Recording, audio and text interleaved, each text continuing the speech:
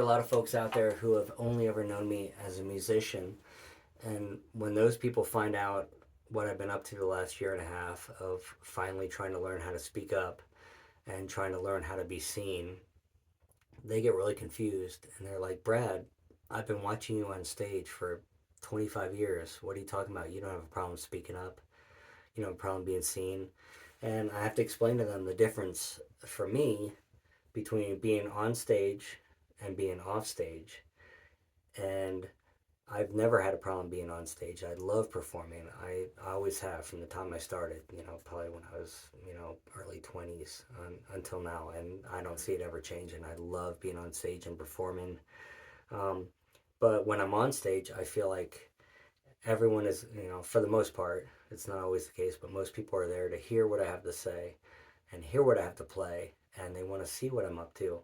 Whereas in my everyday life, when I'm off stage, I feel like it's the complete opposite.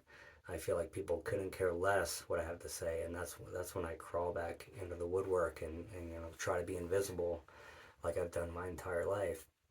And that's what I've been trying to reconcile is those two parts of me.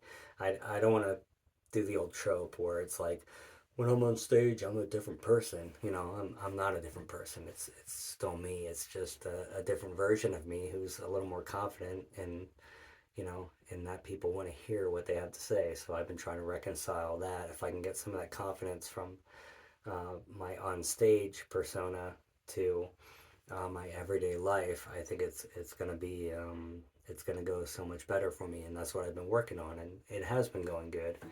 Um, I wanted to tell a little story, and I tell this story in depth on a podcast called Bitch Fest, and I want you guys to listen to it. Bitch Fest is a podcast.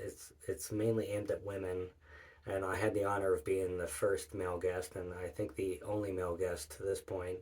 And they got a lot out of me as far as the difference between being on stage and being off stage. And you guys should listen to it, and I'll link to it in the comments wherever I can.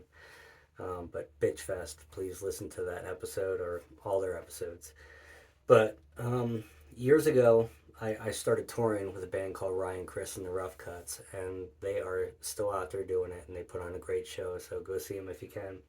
But I was with them for about 7 or 8 years, touring around the country, and I got to the point where I felt like I had gone from, originally I was like quiet singer-songwriter, folky guy with his guitar. I would do my set and leave and nobody cared. But as the band got more and more popular, I felt like I was shifting from being, just the shy, quiet guy to almost like coming off as a dick. And I don't know if that was the case. I don't know if people really felt that, but that's what was happening in my head. I don't know if guys in the band ever felt that.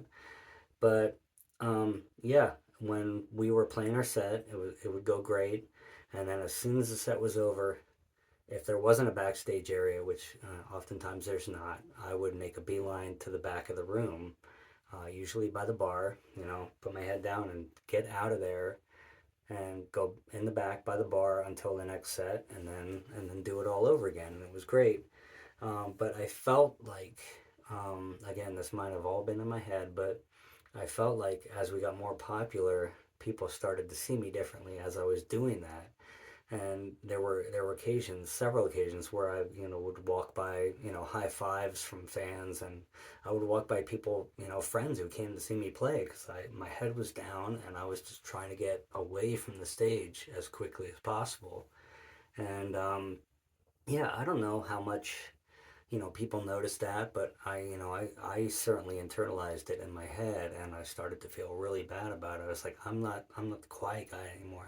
I'm the dickhead who is avoiding people because he's too good for them. And yeah, that was something, again, it might have all been in my head, but that's where I felt I was at that point. And if I came off as a dick to you at any of the Rough Cut shows, I'm sorry. But yeah, it wasn't you, it was me. But anyway, yeah, listen to Bitch Fest, and I talk about that quite a bit. But yeah, that's the difference for me between being on stage and being off stage.